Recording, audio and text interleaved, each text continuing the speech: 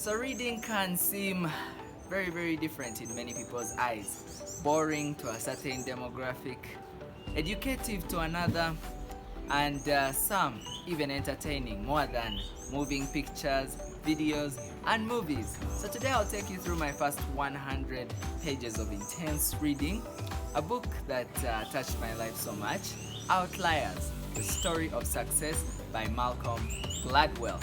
It taught me to treat reading not only as something to get past, but not so much as a hobby, but also additionally like a meal, something that you need every single day.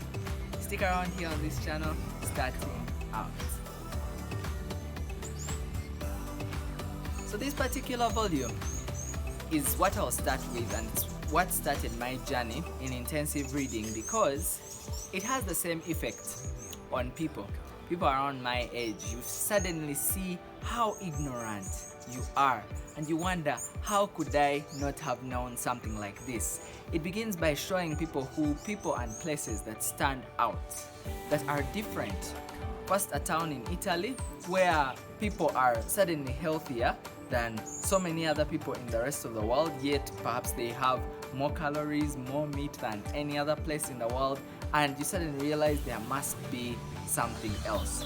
You look at the people who are healthier and wealthier in different parts of the world, or some of the most wealthy men in history being born around the same time in the same country, or some of the tech moguls also growing around the same time. The people who are big in sports also born around the same time. And you suddenly realize these patterns are too consistent to be considered coincidence. So now, once he delves into analyzing the patterns, is when you suddenly realize just how ignorant you are, and probably I realized how ignorant I was, and it challenged me to read this book further and read other books like this. I'll pick out a few instances in this book. There was a man called Taman who went around the world looking for people with the highest IQs and called them his termites. Now these termites were of course very intelligent people, but some moved on to be very excellent in their fields, others are pretty average, and others hit a few hard roadblocks in their lives. So he tried to analyze what could have been the difference. Could it have been their blood type? Could it have been their location? Could it have been the different challenges that they faced? But no, he found the answer in their upbringing.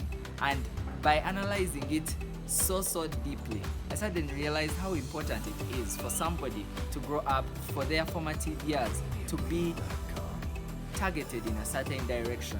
And even if they do have IQs, some people who had very high IQs and very good upbringing faced a certain set of challenges, but surprisingly they managed to pull through and become far better. That was the first instance. Then he moved on to the 10,000 hour rule, something that was there to differentiate some of the best violinists in the world, those that are average and those that people would say are not so good. And he realized that yes, the amount of time they put into developing their skill, 10,000 hours, was about the magic number that one needed to reach to become a master, that they would just wake up out of bed and do it. That's why even in my public speaking, I realize a certain pattern. If I don't do it for some time, I start stammering and hitting certain blocks that I wouldn't expect because I've been doing it for a good number of years. You can check out the genesis of my public speaking journey, a separate video on this channel as well. Even when I was doing children's church, when I would come back from school, I would be so rusty that I would hesitate while giving the memory verse. But then when we went on to when there was children's church in high school, I would realize I was doing children's church in high school, then I come back and do it, and I wasn't faltering the way I would. So I saw the 10,000 hour rule applying in my life as well. So that was just the first chapter on opportunity. Now we are geared for the second chapter, that was analyzing culture. We said that he, as always, Malcolm Gladwell uses practical examples. He uses patterns. He shows you that this and this and this happens in this and this and this place, and there is a certain consistency in it. He goes on to show, he talks about Asians. I know many of us have met friends and people who are of Asian origin, and we realize that they make short work of mathematical problems. So he goes on to see what could be there in their culture that brings about this ability to just take down these numbers without breaking a sweat most of the time. And of course, he looks at the Asian numeric system, how its basics are far easier than those in English. So once they grip the basic principles, they can take on the biggest of numbers, because they also did not develop a negative attitude towards it in their formative years. Suddenly the family upbringing comes back in. He goes on to look at power indices in different countries, how at a certain time the Korean Airlines and different other airlines, I think in South America, were facing challenges that they had a high rate at which their planes would crash, and they realized the communication between the pilot and the co-pilot was a bit strained. There was no urgency in times of crisis, and they realized that the power indices in these countries showed that some of these people, they hold a person in authority so far above themselves, godlike even.